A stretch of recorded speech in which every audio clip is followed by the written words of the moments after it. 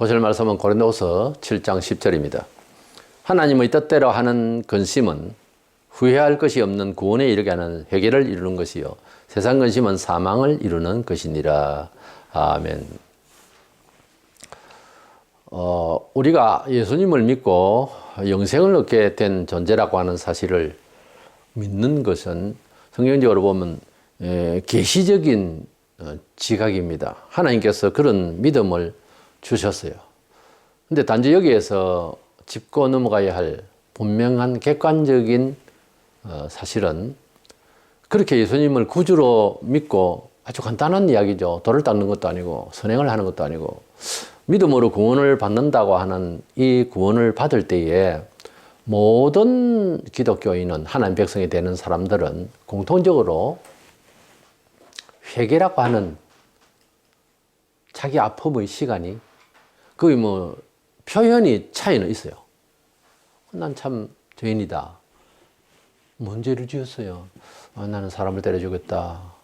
돈을 훔쳤다. 이게 아니고 그것도 묻는 놈도 이상한 놈이지만은 그렇게 자기가 죄인임을 먼저는 하나님께 또 교회 앞에 또 성도들에게 다 마음을 열고 참 나는 죄인입니다. 이렇게 하는 아픈 마음이 표현의 차이는 있어도 반드시 그것이 통과되어야 됩니다. 마가복음 1장 15절에 회개하고 복음을 믿으라 그랬거든요. 그러니까 회개하라 천국이 가까웠느니라. 천국을 믿든지 복을 받든지 죄사함을 받든지 모든 것이 회개하고 난 뒤에 취급이 되어진다는. 구약에 사람이 죄를 지으면은 신약에는 예수님을 믿고 속죄 안 받고 영생을 얻는데 구약에는 하나님 백성은 이미 되어 있는 거고요. 뭐 이스라엘 백성을 위한 제사법이니까. 근데 일상에서 행보를 면하기 위해서는 짐승을 잡았어요. 잡을 때에 가면 비둘기 한 마리라도 잡을 때에 거기 이제 제사를 드리는 제사장이 그를 보고 그가 죄를 깨달았을 때에 그 제물을 받아라 그랬어요. 그래서 드려라 그랬어요. 그러니까 구약시대 때도 아니 어제 도둑질 하면 했는데 아이 마음이 기분이 안 좋네. 제사장 친구 양 한 마리 가져왔는데 두드려 잡아라. 그게 아니고요. 그게 아니고 정말 마음이 아파서 회개하는 마음으로 제사를 드려야 되겠다 하는 심정으로 드렸어요. 그렇게 안 될 수도 있죠. 늘 하는 일이. 그러다가 망했어요. 이스라엘 백성들이. 형식으로 계속 하니까 하나님이 무슨 뭐 고기를 먹고 싶어서가 아닌데 이 마음을 받으려고 한 거거든요. 그래서 계속 형식으로 하니까 문 닫아버리라. 성전문을 누가 닫아버렸으면 좋겠다. 그랬잖아요. 그렇게 말씀하신 지가 한 5, 600년 이후에 예수님이 오셨는데 그대로 그 짓을 그대로 하는 거예요. 회칠한 무덤이요.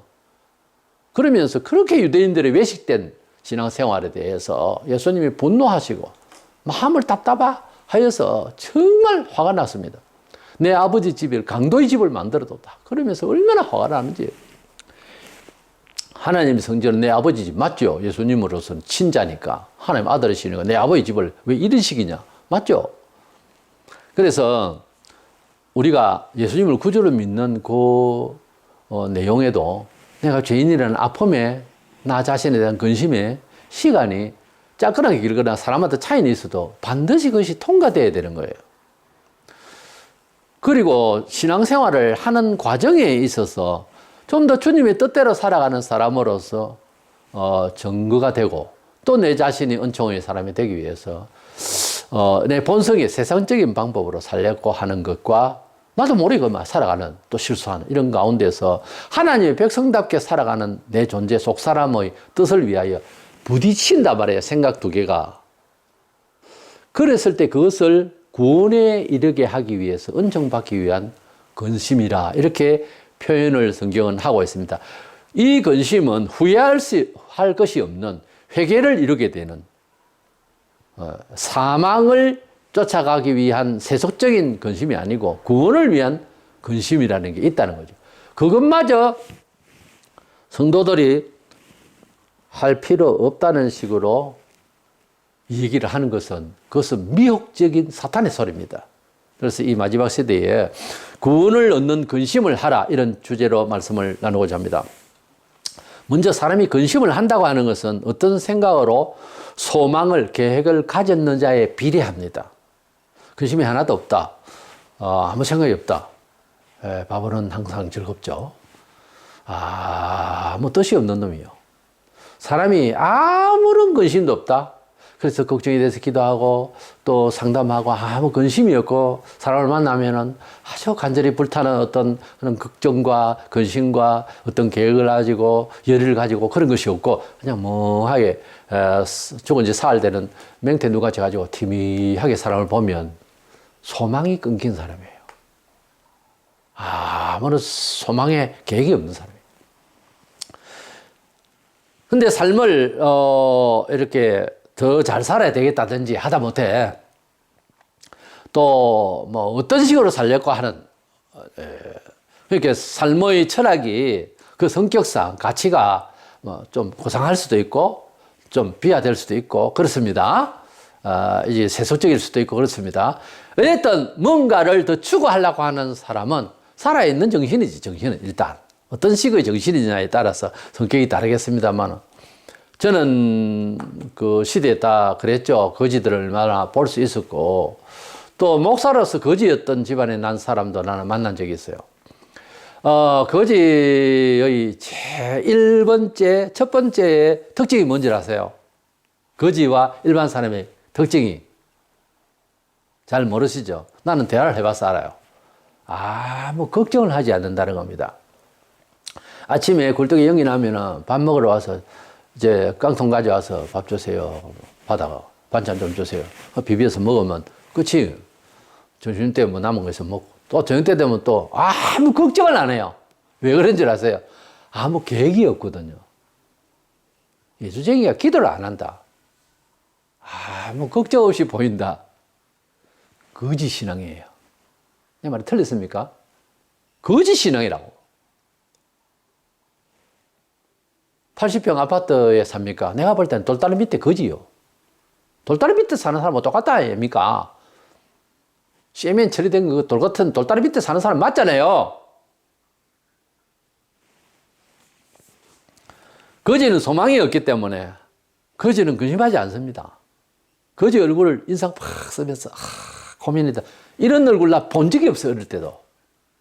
그렇게 수도를 많이 해도 그런 얼굴이 없어요. 편안해요. 안녕하세요. 밥 주세요. 방금 자다가 일어난 사람 거지. 아무 생각이 없지. 우리가 무엇을 추구하느냐, 또 추구하는 목적에 따라서 방법이 따라가죠.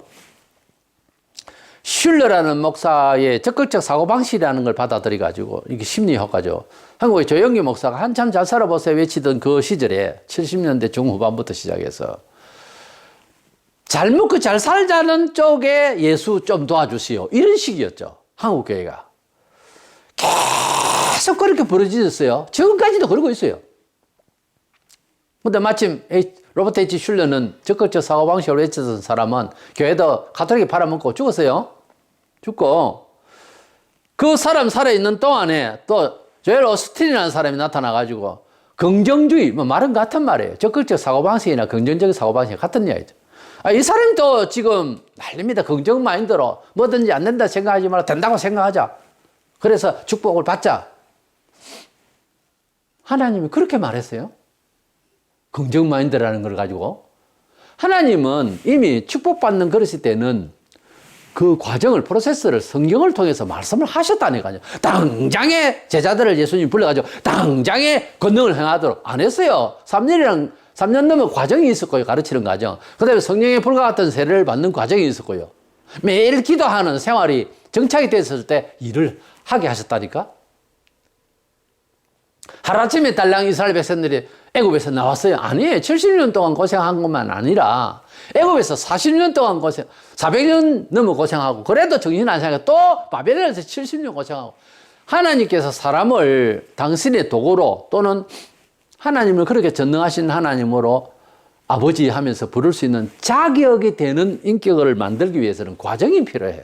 우리가 사도신경을 신앙 고백을 하고 전지전능하사 천지를 만든 하나님을 믿사오며 하지만은 그런 하나님이 너희 아버지로 매 시간마다 역사할 존재로 변화되기까지는 상당한 기간과 환경에 부딪히는 일, 훈련받는 과정이 필요해요. 한 선수가 올림픽에서 1등을 하려면 얼마나 많은 피눈물 나는 훈련을 해요. 같은 겁니다. 신앙도 하루아침에 안수 한 방으로 끝내려 하는 투기꾼 심리로 그렇게 믿는 거 아닙니다. 그래, 안수를 100번 받아도 또 나아가서 훈련 받아야 되는 거잖아요. 어떻게 그대가 특이하게 갑자기 뭐가 잘 돼요? 근데 그걸 지금 40년째 계속하고 있다고요, 한국에요, 지금. 40년 넘었어요, 지금 이 짓을 하는 게. 기독교 신앙 그거 아니거든요. 성경에 한 걸음씩, 한 걸음씩 가야 돼요. 하루아침에 뭘 돼요, 뭐가 되기.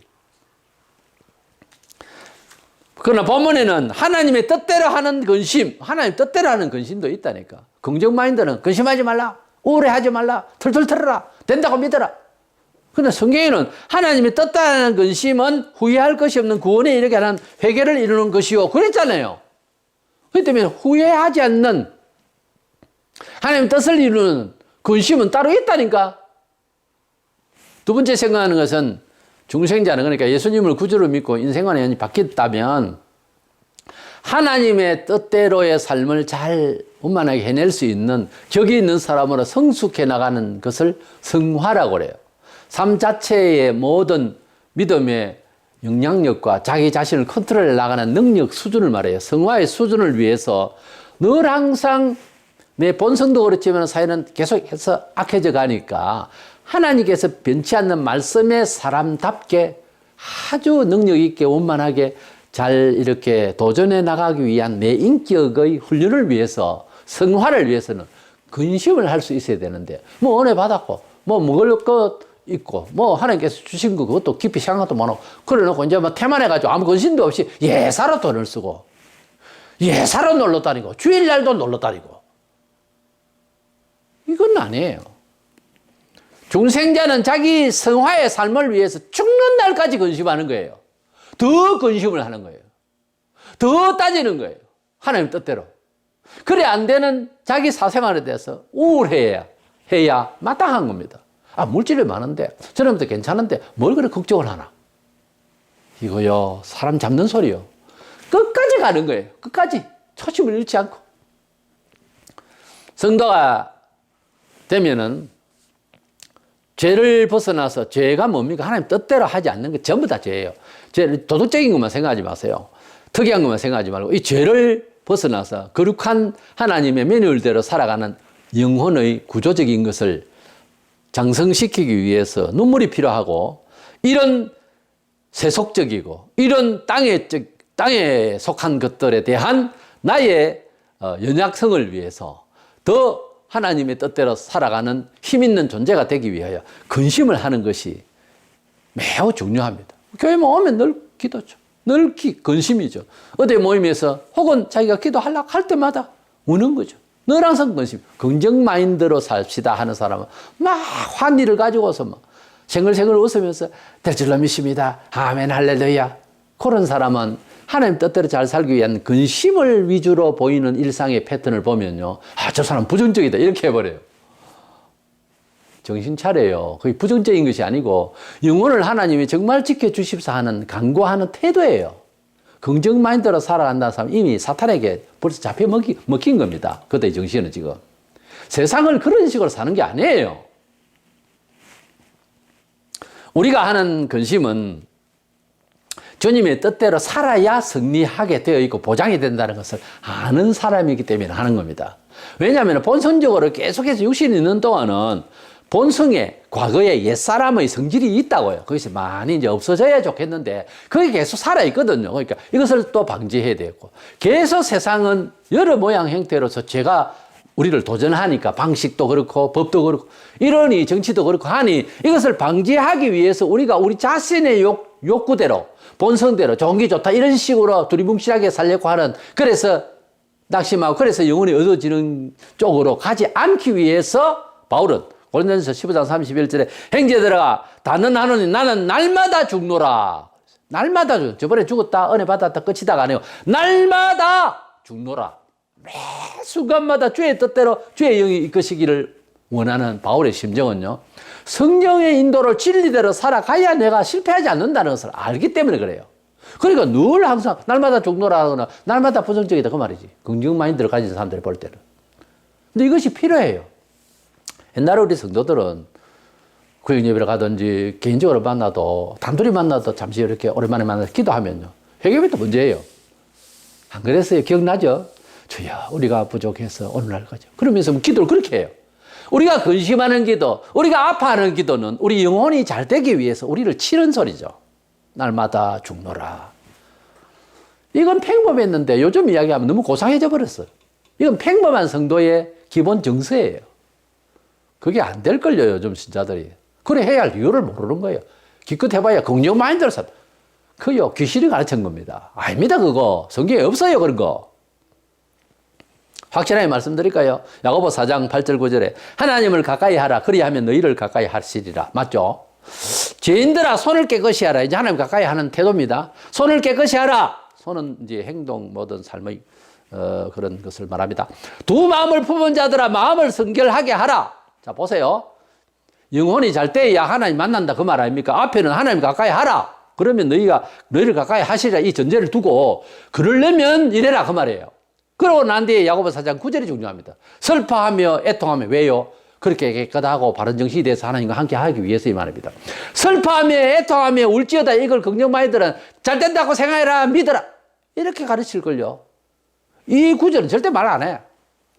슬퍼하며 애통하며 울지어다. 너희 웃음을 애통으로.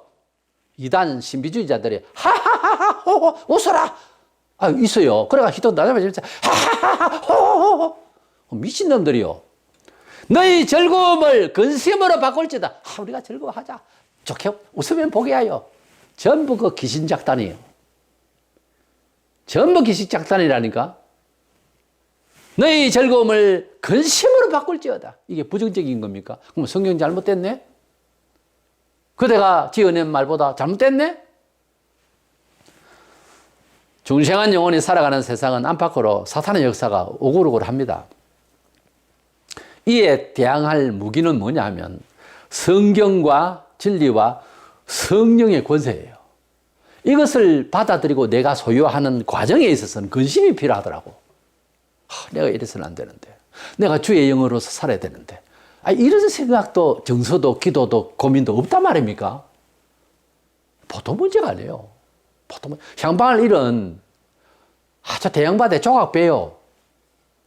어디로 갈지도 모르고 그렇게 살아가 어떻게 하늘만 쳐다보니 별이 있고 하늘나라 가면 좋겠다. 그거는 동화 속의 하늘나라밖에 안 됩니다. 그대에게는 그렇게 하면. 우리가 하나님 나라를 간다고 하는 것은 행선지를 바라보고 파도도 치죠. 이길 수 있도록 해야지. 피해요? 긍정 마인드로 뭐가 돼요? 하나님이 지켜주셔야지.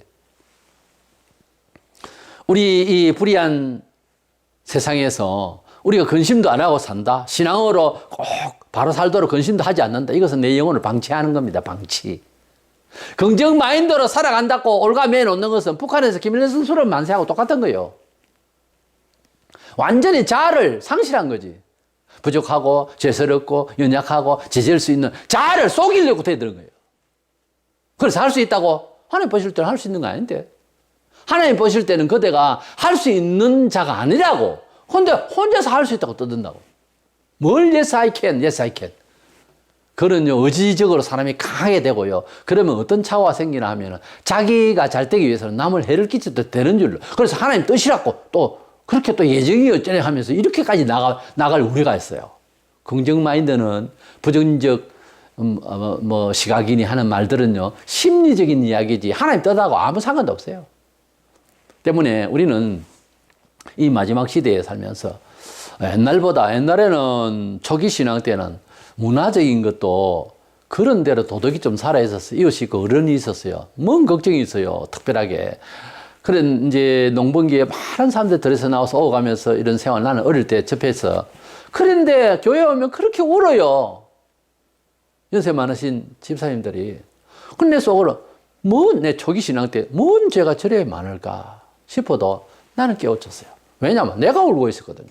나이 21세에 병든 자로서 교회를 나왔는데 병 때문에 병 고쳐주려고 기도하는 것이 아니라 그냥 눈물이 쏟아졌어요. 어른이 울면 뭐 때문에 우는지도 모르고 애들도 따라서 울잖아요. 그렇죠? 믿음의 어른들이 우니까 맞다. 죄가 많지, 우리가. 그리고 같이 오른 거예요. 그러니까 죄가 생각이 나더라고요. 내가 죄인인 줄 알겠더라고요. 깊이. 그 오면 찬송하면서 울면서 찬송을 해요. 지도사님이. 그걸 이제 지금 볼 수 있을까? 어느 거에 가면 그런 사람이 있을까 싶어요. 우리가 우리 자신을 고민하고 눈물 흘릴 거는 그때보다 지금이 훨씬 더 악한 세상이잖아요. 근데 지금은 안 해요, 그렇게. 이게 정상일까요? 옛날 사람은 쓸데없이 울었을까요? 우리가 이 악한 시대라는 것은 이구동성으로 말세라고 하면서 왜 근심하며 이 세상을 믿음으로 내가 승리해야 되겠다고 내가 잘 행선지를 따라서 하나님 나라에 갈 때까지 내가 이 악해져 가는 세상에, 이 완악한 세상에 내 영혼이 잘 돼야 되겠다고 왜 근심들 안 해요? 근심을 하면 사람이 걱정도 너무 크면 히떡 낮아지잖아요. 아주 쇼킹한 소식을 들으면. 그리고 일상에서 짐이 되면 어느 날은 잠도 안 오잖아요. 밤새도록 고민하고. 또 뭐 술 좋아하는 사람은 술로서 퍼마시면서 괴로워서 못 잊었어. 이 걱정이 안 사라졌어. 그렇잖아요. 근데 성도는 뭐예요? 긍정 마인드로 살아요? 그거 아니에요.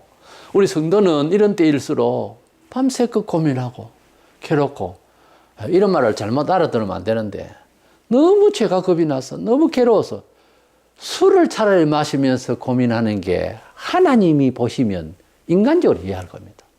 다른 죄인이 어떻게 사나? 도저히 괴로워서 소주를 한 2병 마시고 막 만취가 돼서 정신이 없다. 그거를 보면 하나님이 어떤 면, 내 이렇게 하라는 말이 아닙니다. 분명히 말하지만 어떤 면에서는 아무 생각이 없이 멍청한 거지 같은 것보다는 나아요. 거지 신앙이 되지 마세요. 거지같이, 거지 신앙이라고 하면 뭐 얻어먹는 신앙 이렇게 이해한다. 나는 그런 데서 아니고, 뭐 소망이 없으니까 걱정도 없이 돌다리 밑에서 자고 깨고 집을 걱정하나, 집값이 오르는 걸 걱정을 하나, 밥값이 오르는 걸 걱정을 하나. 이해가 갑니까? 걱정이 없다는 자체가 다 좋은 게 아니에요. 성령께서 감동하셔서 큰 소망 가운데 그 기쁨이 나로 하여금 사로잡아서 걱정이 없다. 그건 말이 되지. 그래서 이 마지막 시대에 우리가 우리 자신을 돌아보는 깊이 있는 신앙감, 그리고 철저히 좀 자기를 잘 돌아보는 이런 신앙인이 되어서 우리가 언제든지 내 자신이나 하나님 앞에 또 형제나 만나기만 하면 서로의 부족을 토로하고, 형제여 내가 이런 약점이 있고 이런 잘못이 있다. 그때는 좀 이렇게 긴유하게 이야기해야 되겠죠. 긴밀한 사이에서 그것도 날 위해서 좀 기도를 해달라. 내가 어떻게 할 수가 없다, 이 일을. 그러면 그 소리를 들은 사람이 자기도 죄가 회개가 되는 거요. 솔직하게 한 사람이 나오면, 그러면 내가 볼 때는 나도 이런 죄가 있었는데 회개했는데 이 문제는 갚아야 될 문제지. 형제여, 이거는 갚도록 해라. 그게 맞겠지. 그래, 갚아야지. 빼앗긴 사람 얼마나 마음이 아플까. 하고 나면 또 좋아지고. 좀 더 진솔해야 돼요, 신앙이. 진지해야 된다니까. 용서할 건 정말 회개하고 마음 아프면 용서해주고, 네. 뭘 잘못되어 있으면 고쳐주고, 조용하게 이슬처럼 그렇게 성령님의 인도를 잘 받아가면요, 놀란 계획을 받아요. 하나님의 은총을. 하나님의 은총은요, 주시옵소서 믿습니다 긍정 마인드가 아니고 정말 주님 앞에 이슬비 내리처럼 그렇게 주님 앞에 조용히 자기를 내놓는 겁니다. 그러기 위해서는 밤새껏 고민할 수도 있어야 되고, 기도원에서 목이 터지라고도 울고 회개해야 되고 그렇습니다. 교회에서도 그렇게 자기를 너무도 자기의 뭐 안 된 점이 있으면 안 된 거 있는 대로 너무 고민하면요, 생각지도 않게 환상도 보일 수 있어요. 위로의 환상이에요. 그 환상 나는 봤더니 자랑하고 싶지도 않아요. 나를 위로하기 위해서 그랬구나. 그런 꿈을 주었구나. 너무 억울해가지고 너무 내가 왜 그래야 되느냐고, 왜 이래야 되느냐고 기도하고, 저도 밤새껏 기도하는데 새벽 3시경에 꿈에 환상을 보게 된 거예요. 그러는데 탁 깨어난 뒤에 너무도 위로가 되고 힘이 되었는데 갑자기 입에서 방언이 난 거예요. 그 방언을 내가 또 해석을 하네? 근데 방언하면 그 교회에서는 쫓겨나가거든요. 결국은 목사님에게 쫓겨나갔어요. 방언했다고. 소문 나가지고. 사찰 집사 고발해가지고. 그 교단, 호신교단이라서 그때는 방언한다 하면 이건 여지없는 이단으로 생각했거든요. 지금은 그렇진 않는데. 근데 나는 방언을 하지 않도록 기도를 했더니 자꾸 그게 또 계속 방언이 나오는 거예요. 정확한 랄랄라 이거 아닙니다, 수준이. 근데 이제 없어지더라고요. 그리고 나한테 그 다음 날도 툭 입이 또 시작을 하는 거예요. 또 안 한다고. 그래가 절제를 했어요. 절제하는 것이 시험이 아니고 마음이 편안하더라고요. 방언을 할 때 좋다. 나는 방언하니까 불안하더라. 둘이를 갖다 붙여놓으면 참 희한하죠. 서로 다른데 방언이 하나님의 함께 하시는 특별한 은사처럼 자랑이나 하고, 방언도 방언 걷자는 랄랄랄랄라 따따따 이거요 아닙니다. 버리세요. 우리는 근심하는 인격, 하나님을 경외하는 그런 고민, 이것이 훨씬 하나님이 함께 하시는 축복의 그릇이 되는 줄로 믿고 구원받기 위한 근심을 하는 저와 여러분 되시기를 축원합니다.